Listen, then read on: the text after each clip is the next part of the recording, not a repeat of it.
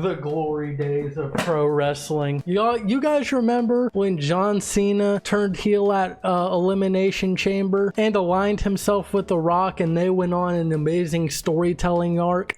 I don't. That might be the biggest wasted moment in wrestling history, and I don't think I'm overselling that. One of the things I have a problem with in modern professional wrestling is since the rise of social media and TikTok clips and YouTube shorts and things like that, it seems like wrestling is leaning a lot more into the clips heavy side of things rather than the live action side of things. Especially WWE, they have been guilty of doing this for the past year and a half to 2 years now. And people, you are not imagining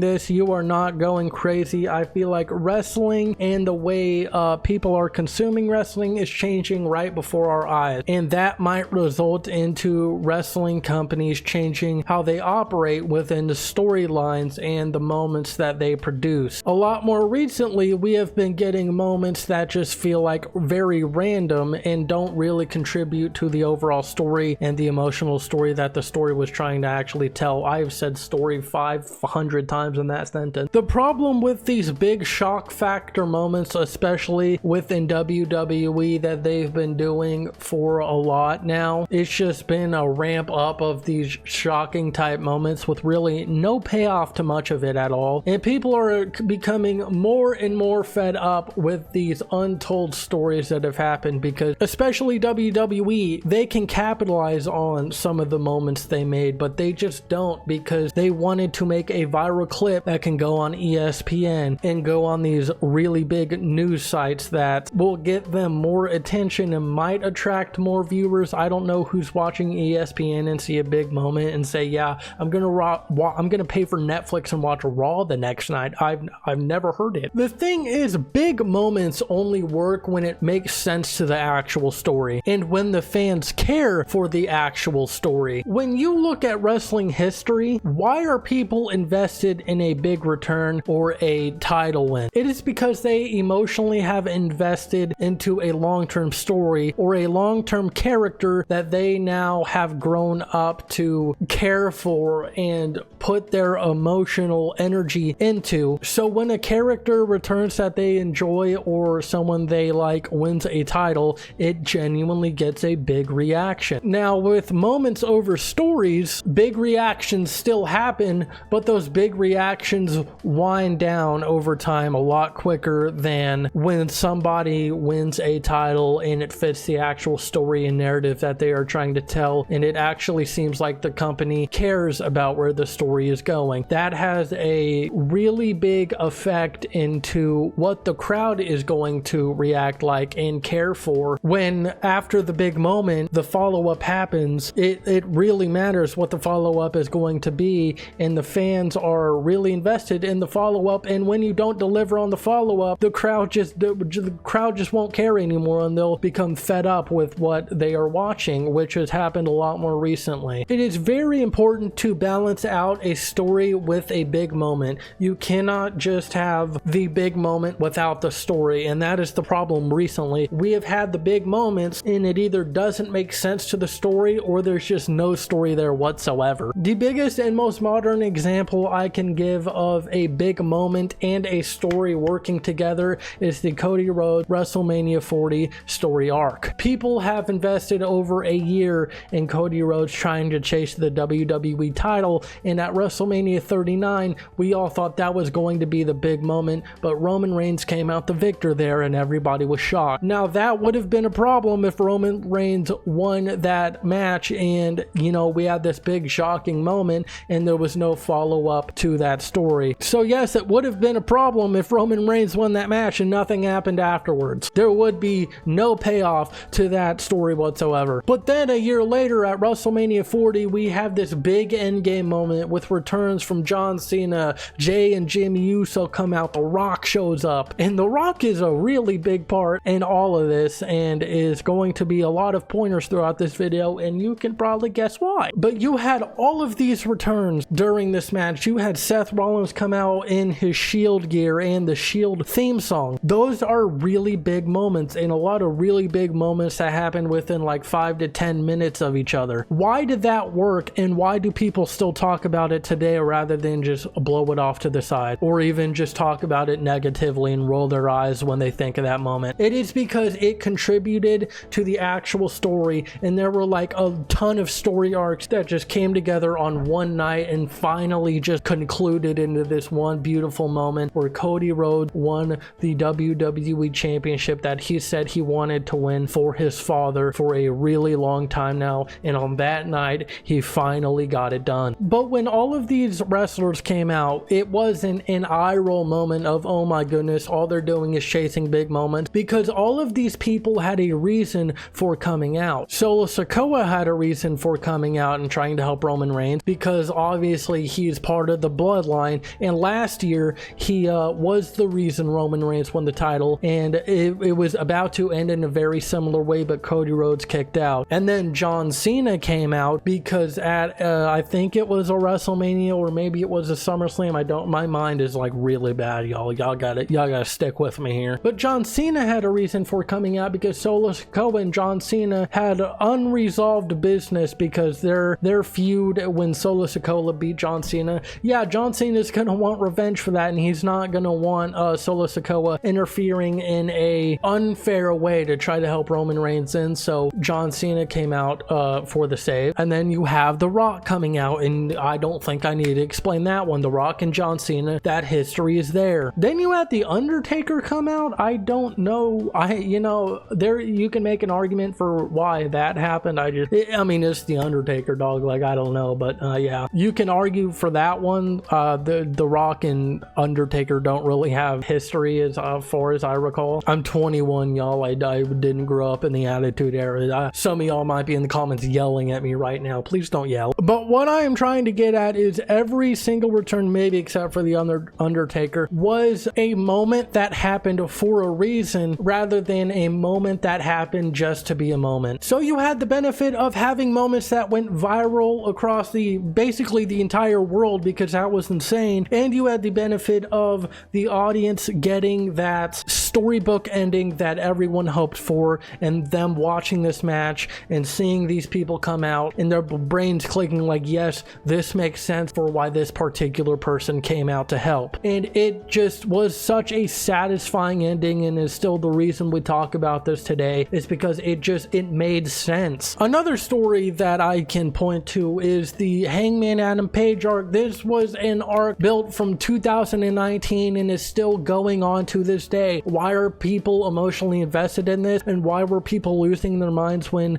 Hangman Adam Page won the world title at All In 2025? Is because they saw a story that the fans connected to and that they could personally relate to, with people fighting demons, and sometimes their demons winning over that person, but that person eventually overcoming their demons, and now they are in a spot where they are now victorious and they are the champion and they are on top of the world. That is a story the average person can relate to, and that is why at All In 2025, when you saw Hangman Adam Page raise the title above his head, the people were losing their mind, because that is their guy, that is someone they can relate to, and it just made sense over a years-long build. Hangman Adam Page did not defeat Jon Moxley just because a shocking moment. It was because that is the story that made sense, and that is the storybook ending that fans wanted. It was not just a random moment that happened to attract buzz. It did come with buzz. There was buzz after that win,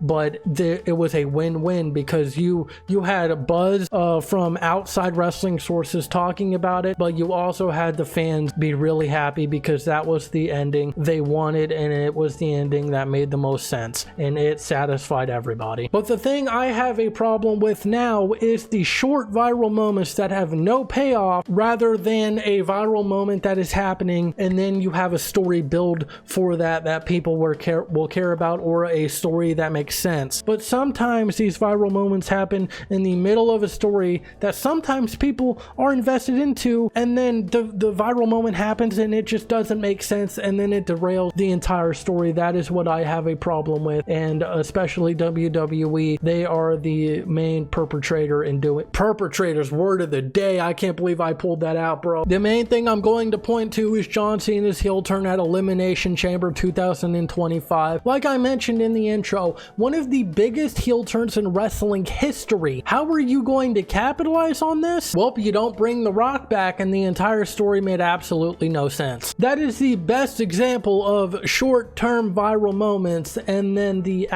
ending of the John Cena heel run was an absolute disaster, and maybe top 3 biggest fumbles in WWE, wrestling history. That was a top 3 fumble, and I can confidently say that was absurd, just messy, and just I don't know if I can ever forgive the company for doing what they did to my favorite wrestler of all time, man. That was just ridiculous. You had the story of The Rock trying to get Cody Rhodes to sell his soul to The Rock, yet it was a weird story, yet there was a buzz heading into that Elimination Chamber of what Cody Rhodes was going to do. Nobody expected John Cena to turn heel, and everyone was shocked. Everyone was surprised. The entire internet was talking about that for like a week straight. What a moment, dude, and everybody was happy that this happened because it was a swerve no one expected, but a swerve that feel like, okay, this can get interesting. But the story after that was absolutely just terrible, and just it was messy. There was no actual reasoning for why John Cena turned heel, and no reasoning for The Rock, why The Rock wasn't showing up whatsoever, and no reasoning for why Travis Scott was,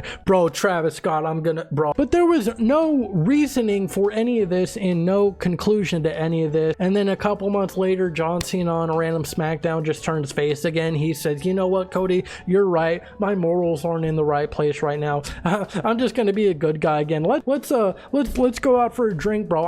Oh man, that made me so mad. You have one of the biggest moments in wrestling history, and you just decide to conclude that on a random episode of SmackDown by John Cena saying, hey Cody, you're right, okay, I'm a good guy again. Are you kidding me, bro? Like, what are we doing? That just it leaves fans with a sour taste in their mouth, because it just feels like you were chasing a viral moment for a TikTok clip, for a YouTube Shorts clip, for an ESPN article so that it can go viral, rather than building out a story that actually made sense. Like Jey Uso winning the World Heavyweight Championship as well. That was just like a weird, it was just so weird, bro. Like, I'm not a Jey Uso fan. I'm also not a Jey Uso hater either. He's just kind of there for me. But that was such a weird event to happen, because he tapped Gunther out, bro. Jey Uso tapped Gunther out. What reality are we living in? My spawn point is absolutely terrible. But what storyline sense does it make for Jey Uso to tap Gunther out?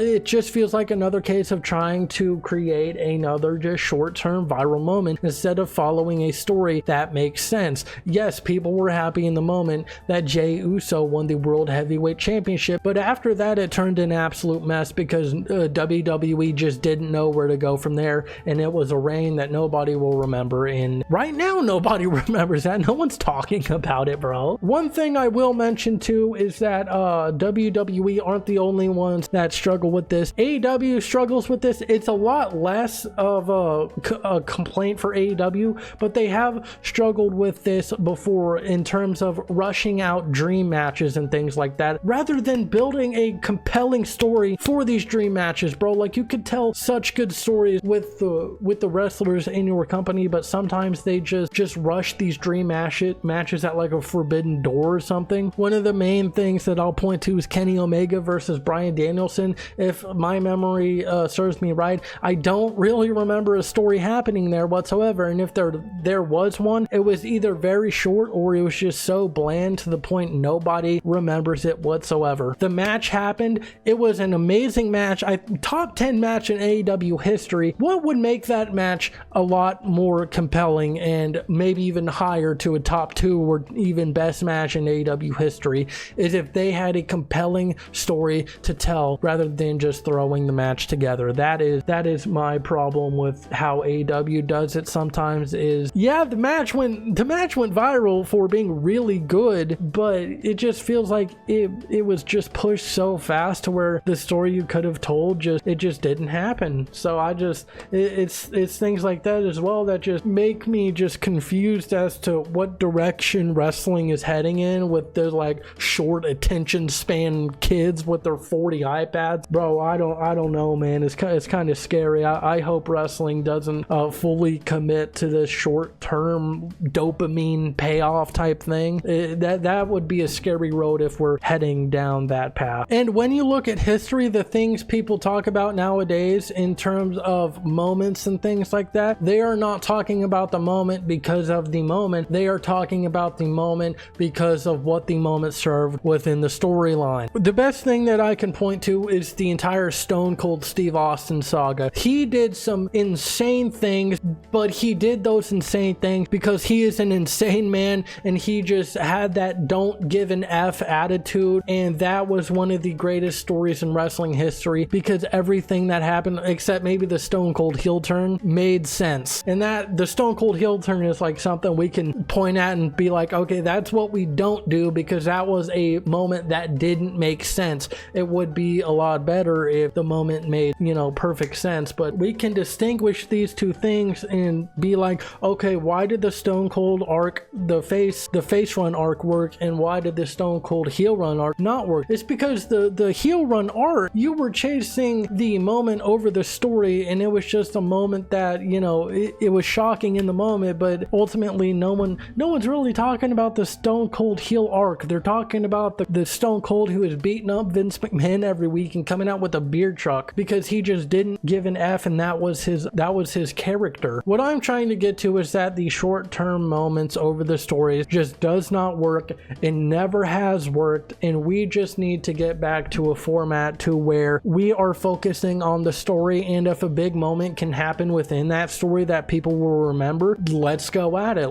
But we need to stop prioritizing the moment over the storyline, man, because the payoff just doesn't ever live up to the hype that we think it will. Yeah, we talk about the moment for a day or two, but after that we just kind of forget, and at the end of the storyline we're just kind of left hanging because the moment kind of either threw things off or they just couldn't capitalize on the promise of the moment itself. But yeah, guys, if you have anything to say down in the comments, whether you agree or disagree, please tell me. Let's not argue either, because that would be we don't need to be doing that. Tell me what you agree with, what you don't agree with, and also tell me what types of other videos you would like me to make as well. But anyway, guys, thank you so much for watching this video. God bless, and I'm out.